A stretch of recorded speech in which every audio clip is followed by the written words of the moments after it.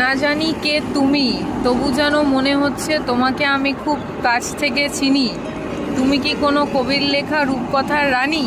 ओ मेरी मतवाला तुझको बिन वरमाला। না Huh? না। You? लंदन घुमाऊंगा घुमाऊंगा पटियाला।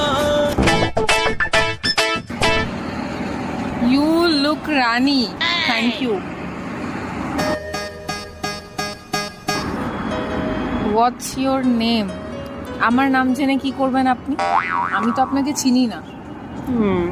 আপনাকে আমি আমার নাম কেন বলবো?